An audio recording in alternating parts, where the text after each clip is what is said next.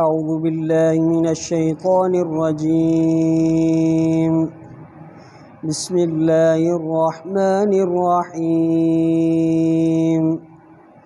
يسألونك ماذا أحل لهم قل أحل لكم الطيبات وما علمتم من الجوارح مكلبين تعلمونهن مما علمكم الله فكلوا مما أمسكن عليكم واذكروا اسم الله عليه واتقوا الله إن الله سريع الحساب اليوم أحل لكم الطيبات وطعام الذين أوتوا الكتاب حل لكم وطعامكم حل لهم والمحصنات من المؤمنات والمحصنات من الذين أوتوا الكتاب من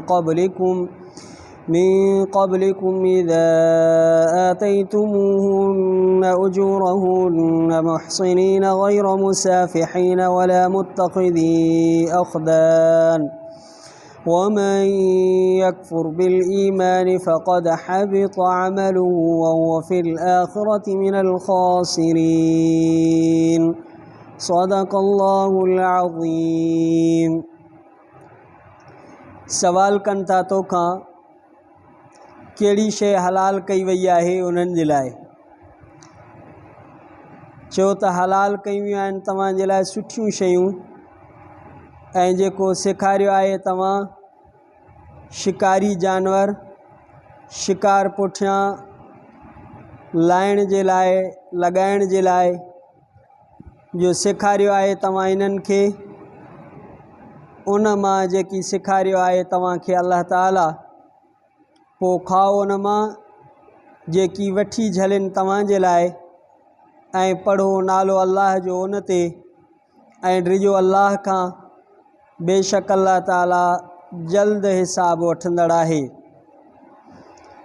अॼु हलाल कयूं वियूं आहिनि तव्हांजे लाइ सुठियूं शयूं ऐं कुठी उन्हनि माण्हुनि जी जेके ॾिना विया आहिनि किताब या कुठी अहले किताब जी हलाल आहे तव्हांजे लाइ ऐं कुठी तव्हांजी हलाल आहे उन्हनि जे लाइ ऐं पाक दामन मोमिन औरतूं ऐं पाक दामन औरतूं उन्हनि मां जिन खे ॾिनो वियो आहे किताब तव्हां खां पहिरियां जॾहिं ॾियो तव्हां इन्हनि खे महर उन्हनि जा शादी कंदड़ थी न ज़िना कंदड़ थी ऐं न वठंदड़ लिकल यारी ऐं जेको कुफ़ुर कंदो शरीयत जो ईमान जो पोइ बेशक ज़ाया थींदो अमल उनजो ऐं इहो आख़िरत में नुक़सान वारनि मां हूंदो। सूरतुल माइदा उन जो पहिरियों रुकू आयत नंबर 3 खां आयत नंबर 5 ताईं रुकू जे इख़्तिताम ताईं इहे 2 आयतूं तिलावत कयूंसीं ऐं 6 सिपारे जो 5 रुकू आहे। सूरह माइदा जो पहिरियों रुकू ई आहे। इन्हनि आयात जो तर्जुमो भी पढ़ियोसीं तिलावत भी कईसीं। इन्हनि आयतुनि में अल्लाह ताला कुछ अहकाम बयान फरमाया आहिनि। उहे तफ़सीर मारिफुल क़ुरान जुल्द नंबर 3 सफ़ो नंबर 40 तां पेश कजनि था। शिकार ऐं शिकारी जानवरनि जे मुतलिक़ अल्लाह ताला पहिरीं आयत में अहकाम बयान कया आहिनि। पहिरीं ॻाल्हि इहा आहे त कुतो या बाज़ सेखारियल हुजे।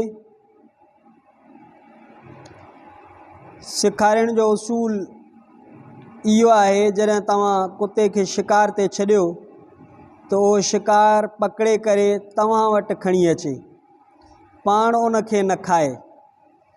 ऐं बाज़ जे लाइ इहो उसूल मुक़ररु कयो वियो आहे जॾहिं तव्हां उन खे वापसि सॾियो त फ़ौरन उहो अची वञे अगरचे उहो शिकार जे पोयों वञे थो पर तव्हांजे सॾण सां वापसि अची वञे। जॾहिं इहे शिकारी जानवर इन तरीक़े सां सिखी वञनि त उन मां साबित थींदो त उहो जेको शिकार कनि था उहे तव्हांजे लाइ कनि था, पंहिंजे लाइ नथा कनि। हाणे उन्हनि शिकारी जानवरनि जो शिकार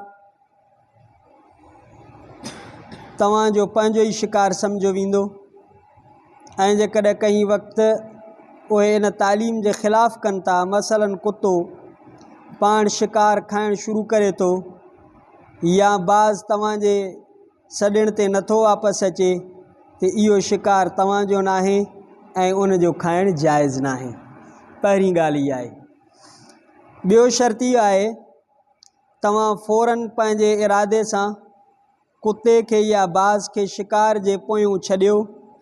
ईअं न थिए त उहो पंहिंजो पाण कंहिं शिकार जे पोयूं वञे ऐं उनखे शिकार करे अचे, त पोइ इहो शिकार न चइबो, इहो पंहिंजे उन जे इरादे सां आहे। इन आयत मज़कूरा में इन शर्त जो लफ़्ज़ मुक़ल्लिबीन सां इस्तेमालु कयो वियो आहे।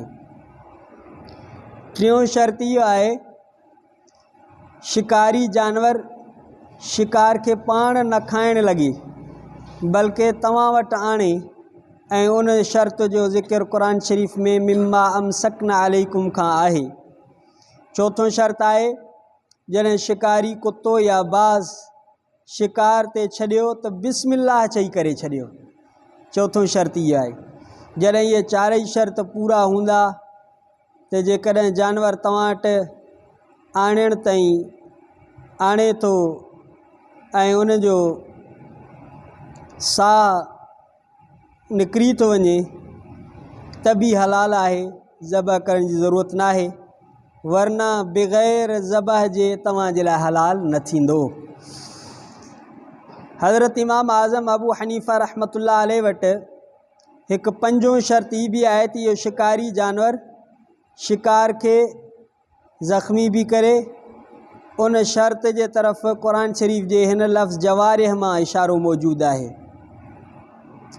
ऐं मसइलो हीअ आहे त ही हुकुम उन्हनि वहशी जानवरनि जो आहे जेके पंहिंजे कब्ज़े में न हुजनि ऐं जेकॾहिं कंहिं वहशी जानवर खे पंहिंजे कब्ज़े में कयो वियो आहे त उहो बिना बाक़ाइदा ज़बह जे हलाल न थींदो।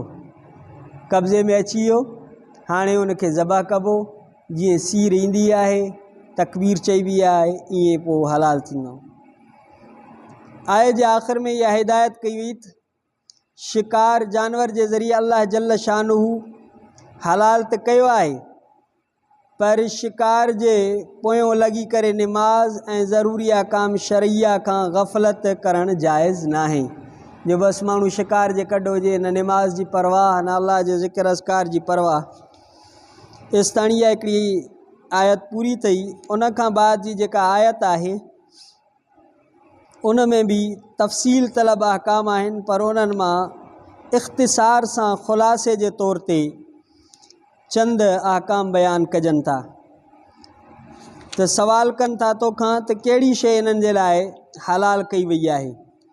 अल्लाह ताला फ़रमायो उहिल्ल लकुम अत्तय्यिबात, तव्हांजे लाइ तय्यिबात हलाल आहिनि। तय्यिबात छाखे चइबो आहे? तय्यिबात में साफ़ सुथरियूं मरग़ूब शयूं शामिल आहिनि ऐं ख़बाइसुनि जे मुक़ाबले में गंदी क़ाबिल नफ़रत शयुनि खे चयो वेंदो आहे। जेके शयूं साफ़ सुथरियूं मुफ़ीद ऐं पाकीज़ा हुजनि उहे इंसान जे लाइ हलाल कयूं वियूं आहिनि। जेके गंदियूं क़ाबिल नफ़रत ऐं मुज़िर आहिनि उहे हराम कयूं वियूं आहिनि।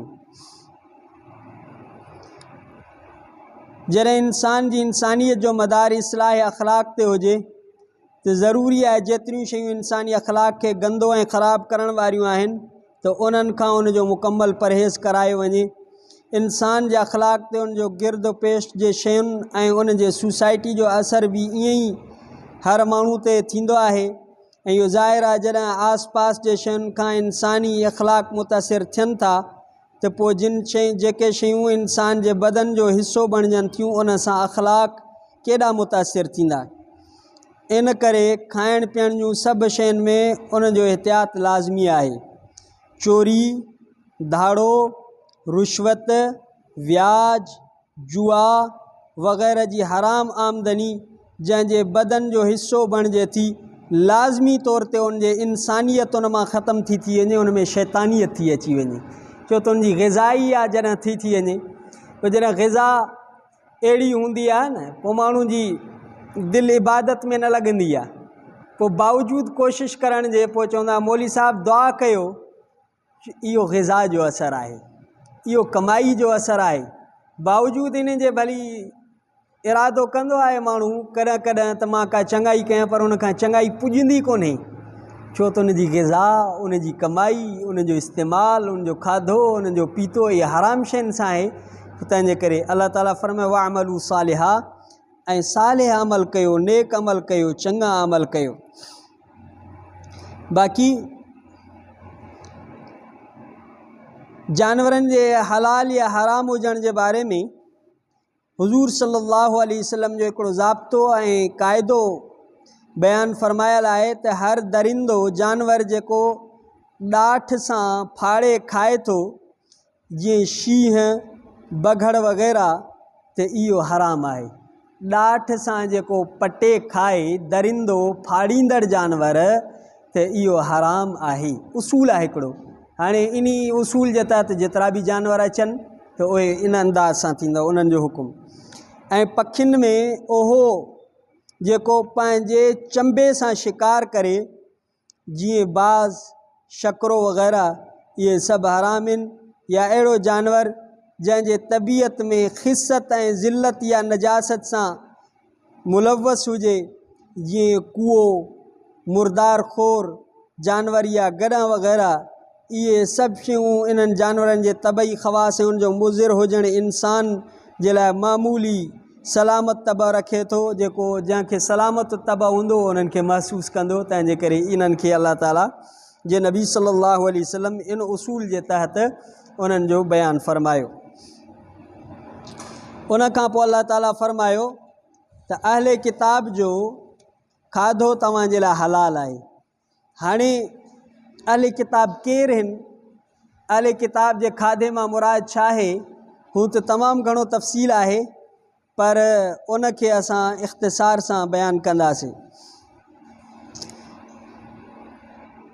ऐं ॿियो इहो छो ज़रूरी करार ॾिनो वियो त जॾहिं जानवर खे माण्हू सीर ॾे पोइ बिस्मिल्लाह अल्लाह अकबर ज़रूरी छो करार ॾिनो वियो?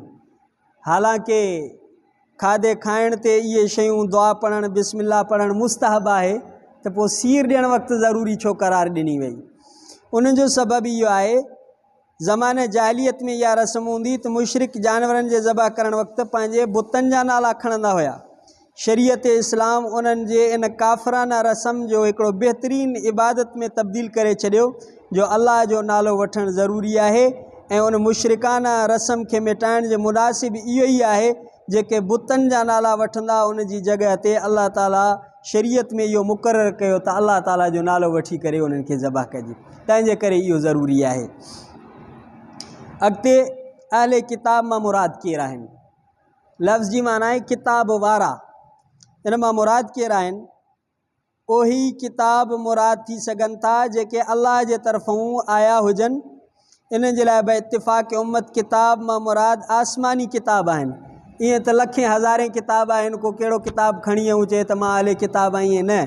किताबनि मां मुराद आहे आसमानी किताब जेके अल्लाह ताला नाज़िल फ़रमाया आहिनि ऐं उन्हनि जी तस्दीक़ क़ुरान मजीद मां हुजे, जीअं तौरात, इंजील, ज़बूर, सोफ़े मूसा, सोफ़े इब्राहिम वग़ैरह। इन करे उहे क़ौमूं जेके कंहिं अहिड़े किताब ते ईमान रखनि ऐं उनखे वही इलाही करार ॾियनि, जंहिंजो किताबुल्लाह हुजणु क़ुरान ऐं सुन्नत जे ज़रिए साबित थियो हुजे त इहे अहले किताब आहिनि। ऐं उहे क़ौमूं जेके अहले किताब में दाख़िल न थींदियूं, जीअं मुशरिकीन मक्का, मजूस, बुत परस्त, हिंदू, बुद्ध, आर्या, सिख वग़ैरह, छो त उन्हनि वटि कोई आसमानी किताब नाज़िल थियल कोन्हे ऐं उहे जेको आहे आसमानी किताब ते ईमान आणण वारा न आहिनि। इन मां मालूम थियो त यहूदी ऐं नसारा जेके तौरात ऐं इंजील ते ईमान रखण वारा आहिनि, उहे बि इस्तिलाह क़ुरान अहले किताब आहिनि। टी हिकिड़ी क़ौम जंहिंखे साबईन चइबो आहे, उन जे हालात मुश्तबा आहिनि। जिन हज़रात वटि इहे माण्हू ज़बूर, दाऊद अलैहिस्सलाम ते ईमान रखंदा आहिनि, उहे बि उन्हनि खे अहले किताब में शामिल कनि था। ऐं जिन खे इहा तहक़ीक़ आहे त ज़बूर सां उन्हनि जो कोई ताल्लुक़ न आहे, इहे नुजूम परस्त क़ौम आहिनि, उन्हनि खे बुत परस्तनि ऐं मजूस सां शरीक करार ॾियनि था। बहरहाल यकीनी तौर ते जिन खे बेइत्तिफ़ाक़ अहले किताब चयो वेंदो आहे उहे यहूदी ऐं नसारा। क़ुरान करीम जे उन हुकुम जो हासिल इहो थियो त यहूदी नसारा जो ज़बीहा मुसलमाननि जे लाइ ऐं मुसलमाननि जो ज़बीहा उन्हनि जे लाइ हलाल आहे। मुसलमान जंहिंखे सीर ॾियनि उहे खाई सघनि था, हो जंहिंखे सीर ॾियनि मुसलमान उनखे खाई सघनि था। बाक़ी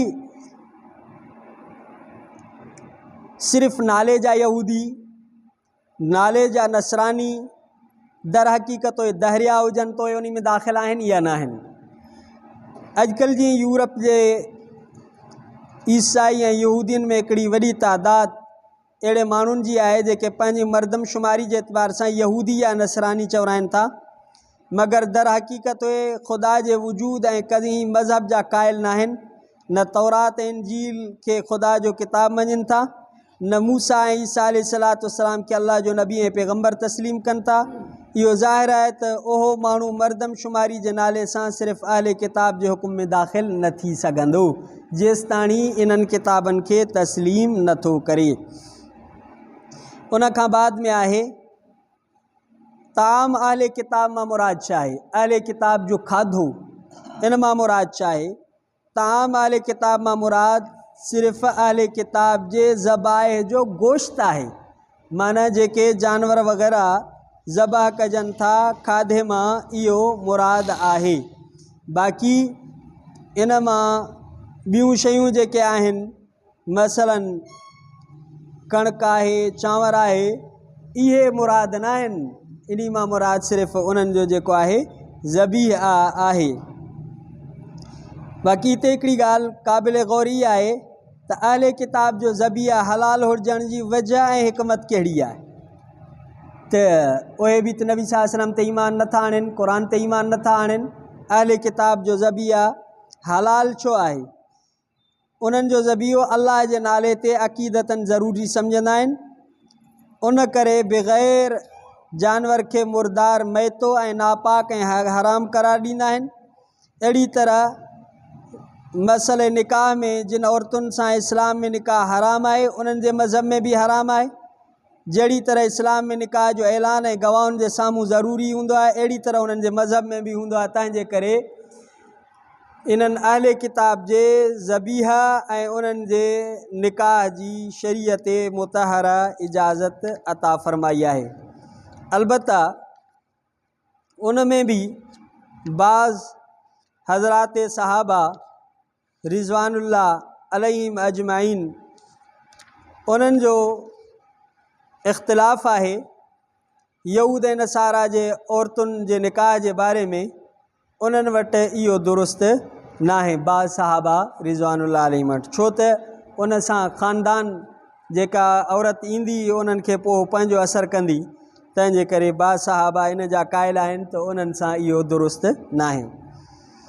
अलग़र्ज़ ख़ुलासो कलाम जो क़ुरान ऐं सुन्नत ऐं उसवा सहाबा जे रूह सां मुसलमाननि ते लाज़िम आहे अॼुकल्ह जे किताबी औरतुनि खे निकाह में आणण खां कुल्ली परहेज़ कनि। आख़िर आयत में इहा हिदायत कई वई अहले किताब जे औरतुनि खे जेकॾहिं रखिणो ई आहे त बाक़ाइदा निकाह करे घरवारी जी हैसियत सां रखिजे, उन्हनि जा हक़ महर वग़ैरह अदा कजनि। उन्हनि खे ईअं रखणु ऐं खुले तौर ते बदकारी करणु इहे सभु शयूं हराम आहिनि। इहो तफ़सील तलब हुयो, पर इन्हनि सभु शयुनि जो इख़्तिसार सां बयानु कयोसीं। इंशाअल्लाह ताला ज़िंदगी रही सुभाणे जे रुकू में वरी आहे निमाज़ ऐं वुज़ू, उन जा अहकाम अल्लाह ताला बयानु फ़रमाया आहिनि, तयम्मुम जा अहकाम बयानु फ़रमाया आहिनि।